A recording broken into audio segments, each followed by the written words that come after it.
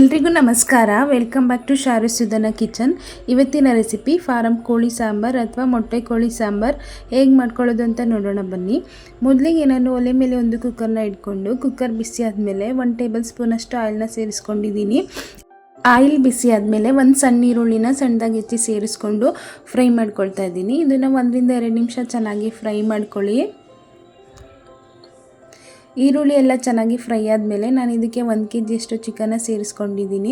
ಹಾಗೆ ಒಂದು 1/4 ಟೀ ಸ್ಪೂನಷ್ಟು ಅರಿಶಿನ ಪುಡಿ, ಹಾಗೆ ಒಂದು ಅರ್ಧ ಸ್ಪೂನಷ್ಟು ಉಪ್ಪನ್ನು ಸೇರಿಸ್ಕೊಂಡು ಇದನ್ನು ಚೆನ್ನಾಗಿ ಮಿಕ್ಸ್ ಮಾಡ್ಕೊಳ್ಳೋಣ. ಯಾರಾದರೂ ಹೊಸದಾಗಿ ನಮ್ಮ ವಿಡಿಯೋನ ನೋಡ್ತಾ ಇದ್ದರೆ ನಮ್ಮ ಚಾನಲ್ನ ಸಬ್ಸ್ಕ್ರೈಬ್ ಮಾಡಿಕೊಂಡು ಸಪೋರ್ಟ್ ಮಾಡಿ.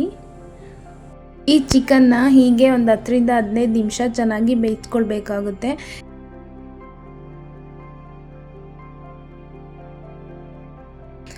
ನೀವು ನೋಡ್ತಾ ಇರ್ಬೋದು ಚಿಕನ್ ಚೆನ್ನಾಗಿ ಬೇಯ್ತಾ ಇದೆ. ನಾನಿವಾಗ ಇದಕ್ಕೆ 1-2 ಟೇಬಲ್ ಸ್ಪೂನಷ್ಟು ಕೊತ್ತಂಬರಿ ಸೊಪ್ಪನ್ನ ಸಣ್ಣದಾಗಿ ಹೆಚ್ಚಿ ಸೇರಿಸ್ಕೊಂಡಿದ್ದೀನಿ. ಇವಾಗ ಇದನ್ನು ಚೆನ್ನಾಗಿ ಮಿಕ್ಸ್ ಮಾಡ್ಕೊಳ್ಳೋಣ. ಈ ಚಿಕನ್ನು ಚೆನ್ನಾಗಿ ನೀರು ಬಿಟ್ಕೊಂಡು ಆ ನೀರು ಕಂಪ್ಲೀಟಾಗಿ ಡ್ರೈ ಆಗೋವರೆಗೂ ಚೆನ್ನಾಗಿ ಬೇಯಿಸ್ಕೊಳ್ಬೇಕಾಗುತ್ತೆ. ನೀವು ನೋಡ್ತಾ ಇರ್ಬೋದು ಚಿಕನ್ ಚೆನ್ನಾಗಿ ನೀರು ಬಿಟ್ಕೊಂಡಿದೆ. ಈ ನೀರು ಕಂಪ್ಲೀಟಾಗಿ ಡ್ರೈ ಆಗೋವರೆಗೂ ಚೆನ್ನಾಗಿ ಬೇಯಿಸ್ಕೊಳ್ಳೋಣ. ಇದು ಬೇಯೋ ಅಷ್ಟರಲ್ಲಿ ನಾವು ಒಂದು ಮಸಾಲೆನ ರೆಡಿ ಮಾಡ್ಕೊಳ್ಬೇಕಾಗುತ್ತೆ. ಮಸಾಲೆ ರೆಡಿ ಮಾಡ್ಕೊಳ್ಳೋಕ್ಕೆ ನಾನು ಒಲೆ ಮೇಲೆ ಒಂದು ಪ್ಯಾನ್ ಇಟ್ಕೊಂಡಿದ್ದೀನಿ.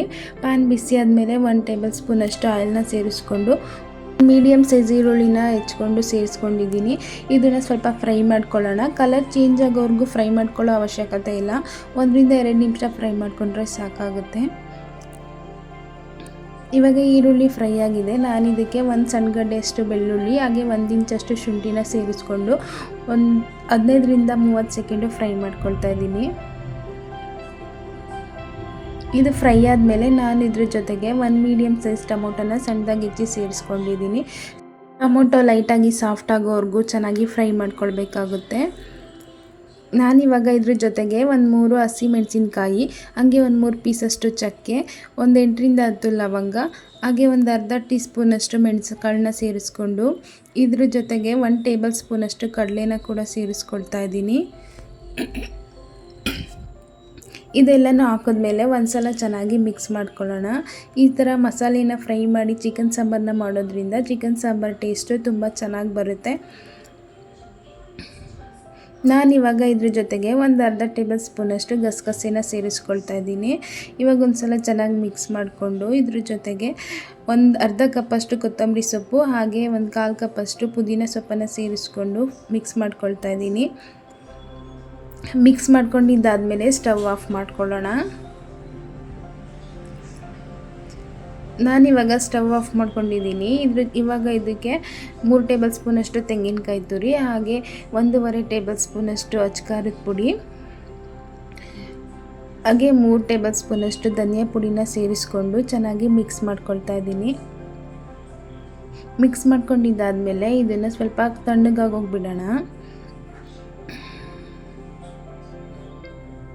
ನಾವು ಫ್ರೈ ಮಾಡ್ಕೊಂಡಿರೋ ಈ ಮಸಾಲೆ ಕಂಪ್ಲೀಟಾಗಿ ತಣ್ಣಗಾದ್ಮೇಲೆ ಇದನ್ನು ಮಿಕ್ಸಿ ಜಾರ್ಗೆ ಹಾಕ್ಕೊಳ್ತಾ ಇದ್ದೀನಿ.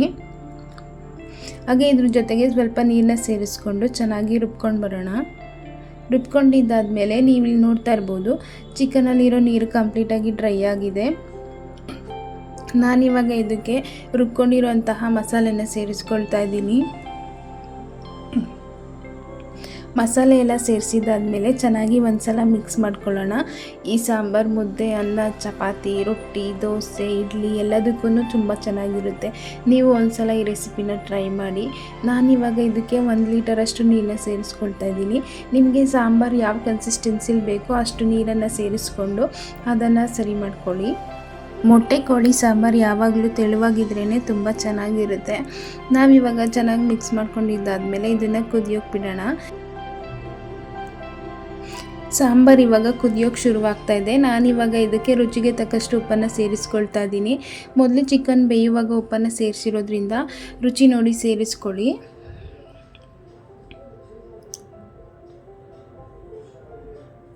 ಹಾಗೆ ಮೊದಲೇ ತೆಗೆದಿಟ್ಕೊಂಡಿರುವಂತಹ ಮೊಟ್ಟೆಗಳನ್ನ ಸಹ ಸೇರಿಸ್ಕೊಳ್ತಾ ಇದ್ದೀನಿ. ಮೊಟ್ಟೆ ಹಾಕಿದ್ಮೇಲೆ ಮಿಕ್ಸ್ ಮಾಡೋದಕ್ಕೆ ಹೋಗಬೇಡಿ. ಈಗ ಕುಕ್ಕರ್ ಮುಚ್ಚಳನ ಮುಚ್ಚಿ 3 ರಿಂದ 4 ವಿಷಲ್ನ ಕೂಗಿಸ್ಕೊಳ್ಳೋಣ. ಈಗ ವಿಷಲ್ ಆಗಿ ಕುಕ್ಕರ್ ಕೂಡ ಕೂಲ್ ಆಗಿದೆ. ನೀವು ನೋಡ್ತಾ ಇರ್ಬೋದು ಚಿಕನ್ ಸಾಂಬಾರು ತುಂಬ ಚೆನ್ನಾಗಿ ರೆಡಿಯಾಗಿದೆ. ಒಂದ್ಸಲ ಚೆನ್ನಾಗಿ ಮಿಕ್ಸ್ ಮಾಡ್ಕೊಳ್ಳೋಣ. ಮೊಟ್ಟೆ ಕೂಡ ಎಲ್ಲೂ ಒಡೆದೋಗಿಲ್ಲ, ನೀಟಾಗಿದೆ. ಹಾಗೆ ಚಿಕನ್ ಕೂಡ ಚೆನ್ನಾಗಿ ಬೆಂದಿದೆ. ನೀವು ಒಂದ್ಸಲ ಈ ರೆಸಿಪಿನ ಟ್ರೈ ಮಾಡಿ. ಹೇಗೆ ಬಂದಿತ್ತು ಅಂತ ಕಾಮೆಂಟ್ ಮಾಡಿ ತಿಳಿಸೋದನ್ನು ಮರಿಬೇಡಿ. ಹಾಗೆ ಸ್ವಲ್ಪನಾದರೂ ಈ ವಿಡಿಯೋ ನಿಮಗೆ ಇಷ್ಟ ಆಗಿದ್ದರೆ ಲೈಕ್ ಮಾಡಿ, ಶೇರ್ ಮಾಡಿ, ಕಮೆಂಟ್ ಮಾಡಿ. ಹಾಗೆ ನಮ್ಮ ಚಾನಲ್ನ ಸಬ್ಸ್ಕ್ರೈಬ್ ಮಾಡಿಕೊಂಡು ಸಪೋರ್ಟ್ ಮಾಡಿ. Thanks for watching.